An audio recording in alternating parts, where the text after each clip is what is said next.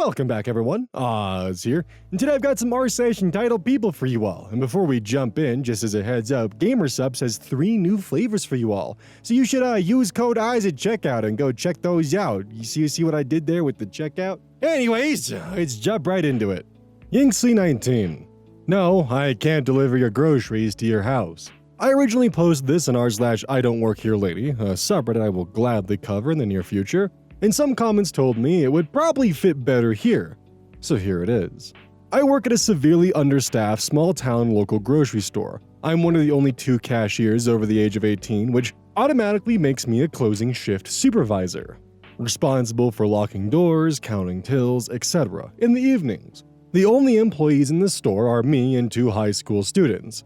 The town this store is in has a very large elderly population, and in the past, the store used to deliver orders of groceries for those who couldn't drive anymore or were immunocompromised and couldn't go out during the pandemic. But in recent years, we've been losing a lot of employees, and the few people who were able to do deliveries all left. So, we no longer have that service. A few weeks ago, an elderly lady called the store asking if she could place an order. I answered the phone while in the middle of scanning a customer's groceries. I assumed she was asking about a special order for an event, and since I was busy, told her that if she called back the next morning, someone would be able to help her. She hung up on me without responding. I didn't think much of it until the next day, when she called back again around 5 p.m. Lady, I want to place an order. Me? Okay, well the employees who typically take event orders are only here in the morning, so if you call back… No, it's not for an event. I want my groceries delivered. Oh, I'm sorry. We don't actually do deliveries anymore, but if you call back tomorrow, someone can put the order together for you and you can come pick it up. No, I will not call back. I've been pushed off on the phone too many times. I'm a disabled senior citizen. I can't come pick up anything. I can't drive. I've been out of milk for 3 days. I understand, ma'am, and I'm sorry, but we don't have a delivery service anymore, and there's nothing I can do. You guys have the monopoly on the town. You're the only grocery store for miles. I'm aware and I'm sorry, but it's not up to me whether we do deliveries or not. Can't you deliver my groceries? No, ma'am, I can't. I'm the shift supervisor on duty right now, and I can't leave the store. Well, make one of your employees do it then. I can't, ma'am. The only other employees here are students who don't have driver's license. She hung up on me at that point. I mentioned the incident to some of my coworkers the next day at the start of my shift, and learned that this lady had been calling for a few days now, and sure enough, she called again that evening. I was stressed with unrelated things already, so since it wasn't so busy this time, I decided to just take the order for her. I told her if she can send someone to the store to pick up her order, I'll put it together for her. She told me what groceries she wanted and gave me her number to call her when it was ready. Then she told me that I've been much more pleasant to talk to than the girl yesterday. Yeah, I'm the same person, just in a much less tense mood. In the end, it worked out. Her daughter came to pick up the groceries, though she also seemed annoyed that we didn't do deliveries. I didn't voice this to her, but even if we still did, it isn't my job. I am kind of wondering if Instacart or another similar delivery service just isn't offered in your area, because honestly, if I was in this position, that would have been my first thing was like, hey, we don't offer delivery, but you can through either the website or online using yada yada yada, insert delivery service name here.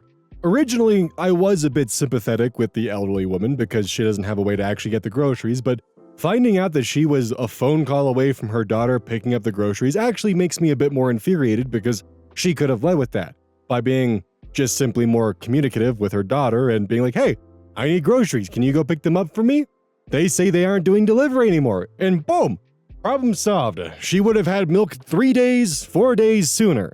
Part of me does wonder how much of this was just the daughter telling the mother that they still do delivery, just call and ask, and the mother, going off of her daughter's word, kept calling because she kept being assured they do delivery. Granted, this is entirely speculation on my part and more of just theory crafting, but at the same time, the fact that she had a daughter to go and grab the groceries does raise a lot of questions because it really makes me wonder how much of this is actually on the fault of the elderly woman and how much of this is on the fault of the daughter.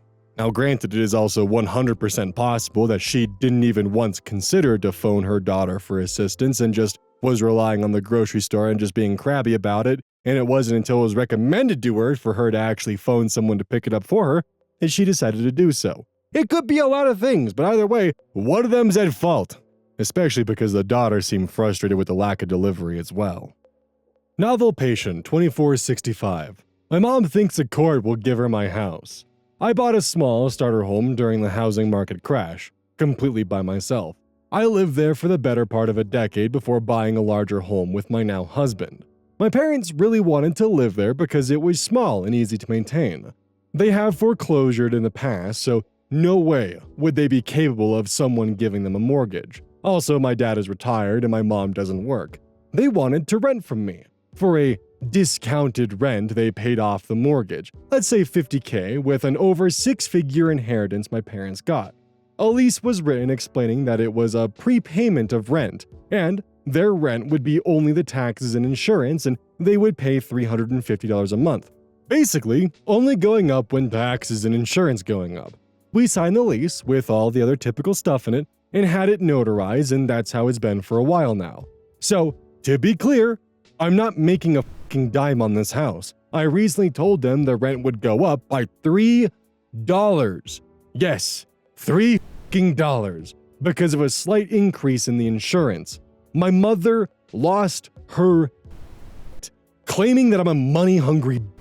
She was going to rip out everything she did, garden and other cosmetic changes that I owe her, and I can't evict her because it's her house. She's not responsible for the insurance, the lease says otherwise. Insurance has been raised in a decade. Look at f***ing lumber prices. And I'm trying to make her pay my personal homeowner's insurance. A court will show me that and give her my house. We have a notarized lease. They are listed as tenants. I am the only one on the deed. My father demanded the bills, zero balls this man has, to see if I'm ripping them off. P.S. This house is a commutable distance from f***ing Manhattan, so a studio apartment around here is like $1,500. This is a house with a very large yard for their dog. I can easily get $2K for this house, even before they moved in. I sent them copies of the taxes and insurance showing only their address. P.S. I'm charging them discounted taxes. You can get a discount for paying in full 90 days early. I told them to add and divide by 12 and told my mother to talk to a lawyer so they can slap them straight. I guess my father'd agree with me because now she's divorcing my father. Update first, I wanted to thank everyone. I was just mainly venting because I was very upset after the exchange and have been dealing with some health issues, which my parents know about, so it's just a range of emotions right now. I keep getting a lot of the same questions. They've lived there for 4 years now. My mom has always been entitled and an alcoholic. Weeks and summers were spent with family. My aunt admitted when I was an adult it was just to keep us from being around the alcohol. I mainly did this for my father so he can get a chance to retire after having heart surgery when he worked a physically demanding job for 36 years. They asked to rent the house and pay for it as a prepayment of mortgage, so the only bill monthly was their health insurance. I had a few others interested in renting my house. I did not ask them for this. They did not co-sign on the mortgage or help with the down payment. Their name is not on my house or deed. There have been rent increases in the past due to the taxes and insurance going up, and there was never an issue before. My husband's dad unfortunately passed away without getting to enjoy his retirement, a big reason why my husband told my dad he needs to retire and enjoy life a little, and his inheritance helped pay the down payment on our new house. My mom has a history of putting on me, and $3 is, I guess, my line in the sand. I started paying $200 a week after I graduated high school until I moved out at 20. I worked about 65 hours a week on top of school to do this. And yes, shockingly so, they foreclosed when I moved out. I stupidly put her on my phone plan and basically paid her phone for 2 years until the contract ended because she only paid me for 3 months out of those 2 years. She promised money for my wedding and never delivered. They didn't pay for college. They stopped paying for clothes and school expenses when I was 16 because I had a job. I know this is all a red flag parade, but I trusted my dad more than her, and I guess I thought I was doing a good thing. I also want to keep this house because I love it and want to move back one day. It's just too small for us as a young family, or allow my child to live there when they go to college and want to have fun without parents hanging around or racking up dorm costs. Also, she threatens divorce all the time. I doubt she'll actually go through with it. If $3 gets her up in arms, then she is not gonna like how much a lawyer costs to try to navigate her attempt at swindling the house from underneath your feet. Honestly, for the giggles, I'd say let her try it. It'd be really funny to see what happens. Like, she's got nothing. I mean, you also have everything locked down to a T, so there really isn't much she can do beyond just throw a temper tantrum and threaten to divorce your father. If she wants to move out and find a better place, I mean, she can try. I don't even think she can live under a bridge for $350 a month in New York. Like, good God. Apparently, it's also worth divorcing your husband over $3 a month. I honestly can't even imagine this situation. I'd say, honestly, like, let her. Like, seriously. It'd be really funny, and it's at no cost to you except for time. Please don't ask me how is their username. Extended family don't understand boundaries. A few Thanksgivings ago, my uncle, mother's brother-in-law, ruined the celebration in a big way. We had extended family over, and a few of the adults were playing card games. My mother was winning, and my drunk, possibly high, uncle decided she was cheating somehow. He accused her. She laughed it off. He literally flipped the table they were playing on. It broke a bunch of glasses, and my mom was shoved into the corner with the table on top of her. My uncle, by the way, is around 6'4" and probably 230 pounds. My older brother, who was 5'3" and maybe 140 pounds, charges at my uncle as soon as he understood what happened. More relatives jump in, but my uncle is the biggest by far. He's very much punching down at everyone trying to stop him. I, for my part, started gathering all my younger siblings, cousins, and nieces, from toddlers to mid-teens, and barricaded myself into a room with them. The kids are screaming and crying, but I just have them huddled together to try and comfort each other. I hush them a bit and listen at the door for anything. The next part I didn't see with my own eyes, but apparently my brother was beat down by my uncle. My cousins and father tried to chase my uncle out of the house. They tussled down the hallway and eventually crashed into the door I had barricaded myself and the kids behind, but it didn't break down. Once they got my uncle outside, they locked the screen door to keep him out. Maybe try to talk him down. The screen door we have is a metal mesh with metal framing as support. My uncle, however, was not going to let that stop him. He slammed on the door until the screen broke off the metal bars in the corner. This is supposedly when my dad brought out his machete and chased him off of the property. I don't know why my dad had a machete. It was literally still in the packaging before he brought it out for this event. My mom's sister went out to drive around and find her husband, leaving 3 of her children stranded at our house. And of course, the party was obviously over. When the dust settled, my mother had some minor scrapes and aches from being pushed over. Our door was broken and my brother's eye was swollen shut, and my father was pissed. This leads into another sequence of events a few weeks later. The oldest daughter of the offending uncle was having her first child and had planned a baby shower at her parents' home.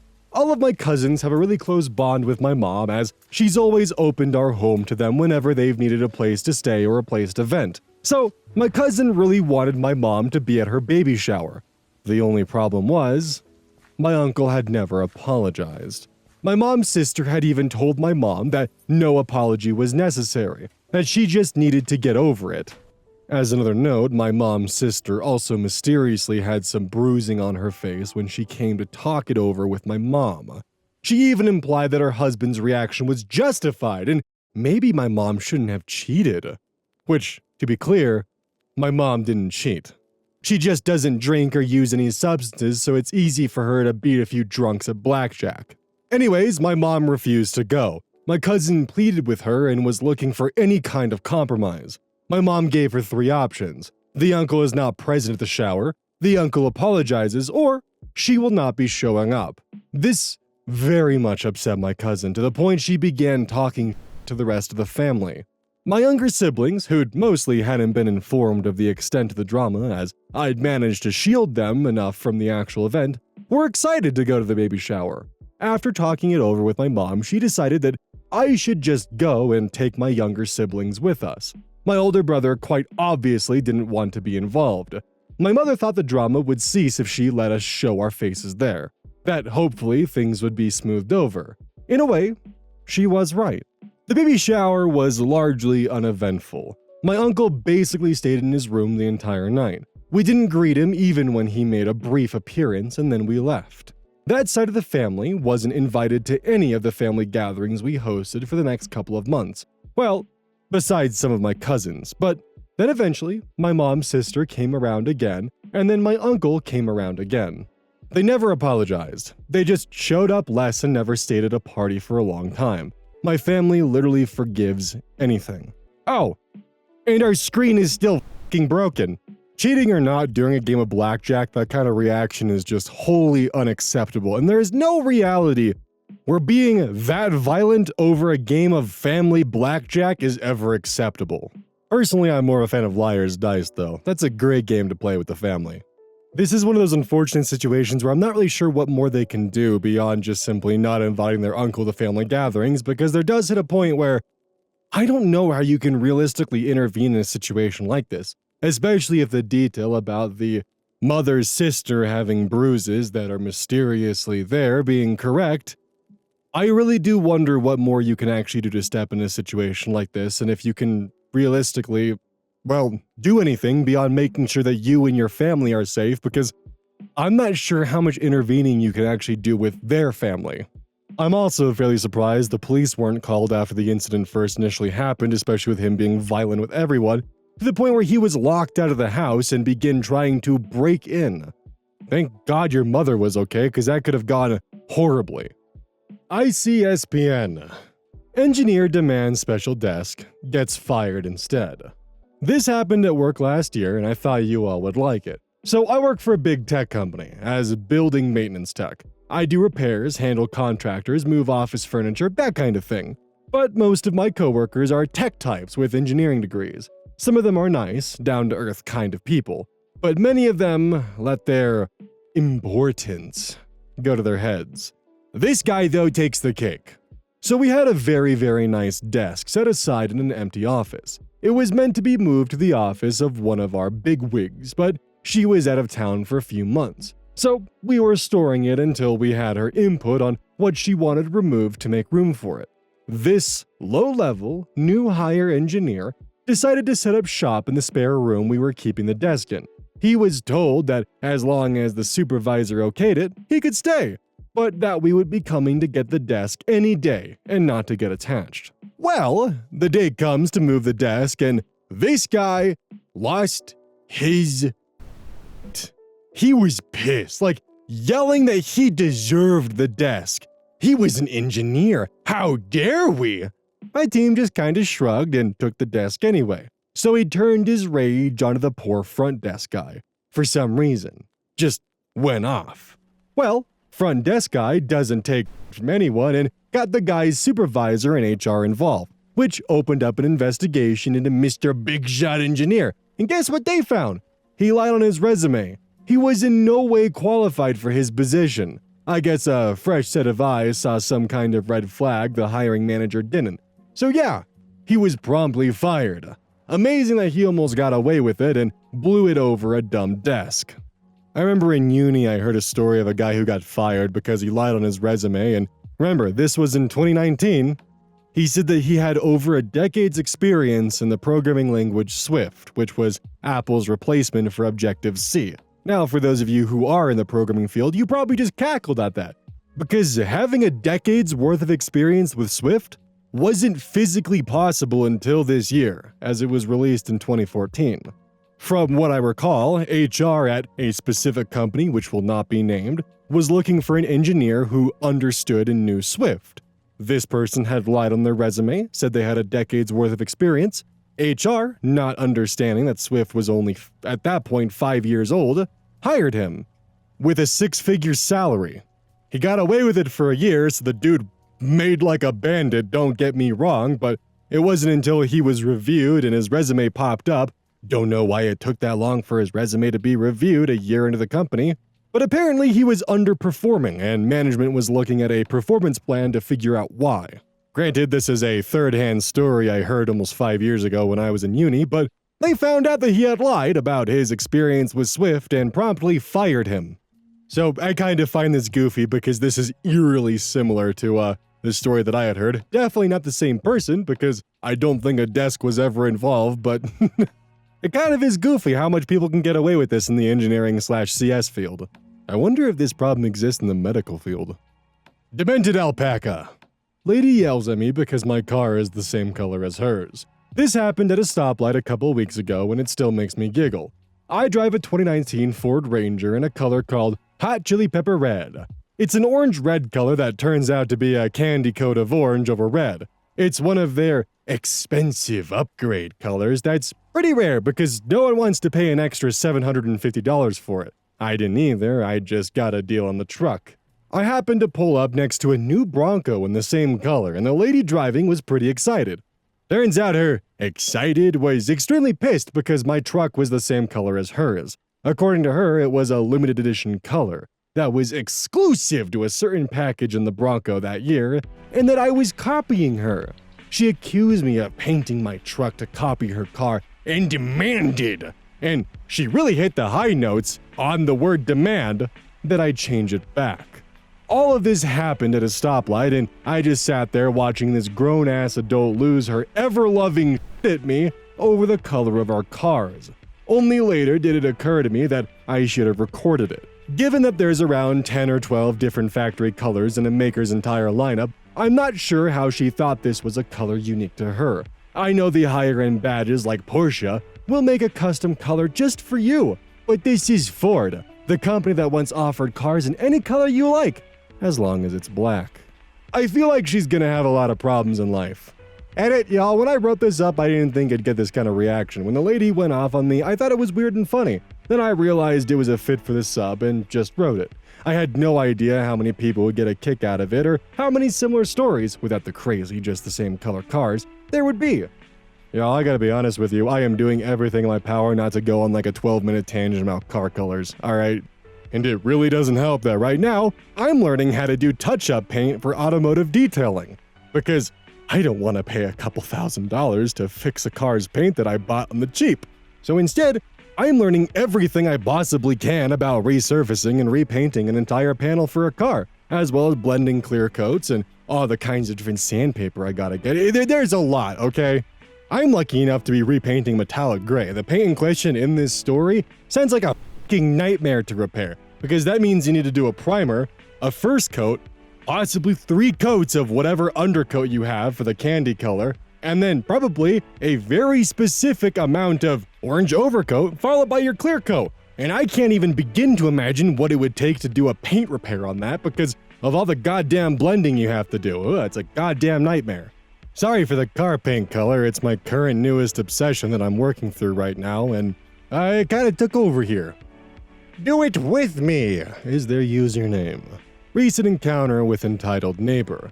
We're currently having to do some work on the outside of my dad's house. Painting, replacing some wood, and just general cleanup. To make it easier to throw away all the junk, we had a large dumpster delivered and have scheduled for it to be picked up on Tuesday. My dad had a neighbor behind us and one house over asking on Facebook Messenger if she could throw away a couple of old mattresses in our dumpster. Despite Dad living here for over 40 years, we have never met this neighbor. And they've been here almost as long. I messaged her back trying to be neighborly, and I explained that we plan on using this weekend to finish throwing things away, and that if there was room for her mattress, I would let her know Sunday evening so she could throw them in before pickup on Tuesday. I also asked what size mattresses they were so I could tell if there was room. The messages happened on Thursday, and I never heard back from her. Saturday, early afternoon, she showed up with 2 single mattresses and 2 guys hauling the mattresses. I asked if I could help her, and she said she was there to dump her mattresses. I explained we were still filling it and that right now I didn't know if there was going to be room for her stuff because I wasn't finished with my stuff yet, and asked if she had received the messages saying I would let her know on Sunday evening, and if there was leftover room, she could throw them in on Monday. She started in about how she doesn't have any help on Monday and today was the only day she had help. I explained that wasn't my problem, my only concern was having room for my stuff since I was the one that paid the $650 for the dumpster. She then whined that she was disabled and didn't have anyone to help on Monday. I told her I was also disabled and what did that have to do with whether or not there was room for her stuff? She finally left grumbling. The sad thing is that if she had messaged and explained she didn't have help on Monday, I would have had the guys working for me get them and throw them away for her. But just showing up expecting us to just say, okay, was very entitled. And now, even if there is room, I'm not wanting to be a good neighbor anymore. My guess would be is they were 100% planning on dumping it and asking for forgiveness rather than permission. Because she 100% saw those messages and realized like, oh, well, here's my situation, and rather than try to ask for permission, why not just see if I can get away with it beforehand so there's no need to worry about whether or not I have permission to do so, and I just get it done anyway. I really struggled to find a charitable reading of this one because it really does just come off as kind of, they sent a message, probably saw the response, and just wanted to see if they could get away with dumping it when their backs were turned and got caught in the process of dumping it. I also might be out of line asking this question here, but for those of you who do have disabilities or are disabled, does it irk you or bother you in any way when someone brings up their disability as a way to try and get away with something? It's a genuine question, and I'm not trying to like point fingers or like assert anything here, but I genuinely have a question of whether or not if you as a disabled person see another person who may or may not be disabled, because it's hard to tell on the surface level, not all disabilities are visible, of them pulling up the card of, oh, I should get away with this because I'm disabled, or something along those lines. I may have maliciously posed that question, but it's the general idea and attitude of that. Does that bother you at all, or is that like something valid in your eyes? Like genuine question. Like I'm actually very curious about this. Wafer 2016. You walked into me, asshole. Let me start by saying I'm a wheelchair user. An accident in 2016 left me with a progressive disability, and last year I graduated to a tricked out power chair as a consolation prize. My chair is extremely noticeable, if you're paying attention, lol. Not only is it larger than life, I have a 4-foot flexible pole on the back with a multicolored pinwheel on top, a pink fairy, a rainbow pride flag, and a bright yellow tag to let people know I am visually impaired. Add in my rainbow butterfly wings in the back of my seat, and I'm impossible to miss. So there I am at my local grocery, bopping along and doing my thing. Hey, independence feels great.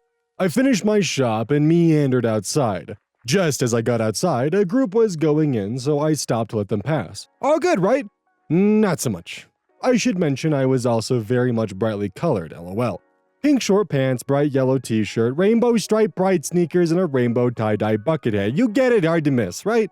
Oh, my friend. I assume too much. There I am, quietly waiting for the group to get into the store, and along comes Asshat staring at his phone. There were people in front of me, on my left, and behind me. Busy shopping day. I had nowhere to move to without running over a very unhappy pedestrian. I watched this guy booking it onto the store, intent on his screen, and bam! Right into my legs, into the side of my chair. Our chairs are heavy. Mine is a new model with lithium batteries, and it still weighs 250 pounds without me in it. And dude slammed into me hard enough to move me sideways with my brakes locked. Ars glanced up from his screen long enough to glare at me and roar, "Slow down!" No excuse me or even a sorry. Very un-Canadian. I was pissed. Me to him. "Excuse you, asshole! I was stopped! You plowed into me!" I then fixed him with that patented Canadian glare of disapproval. Guy gave me another glare, looked around and mumbled, "Oh," then huffed off. I'm normally pretty chill, but entitled twits with the manners of a toddler piss me off. All I can really say is I hope the guy learned his lesson not to be looking at his phone while walking around, especially in a busy and congested area.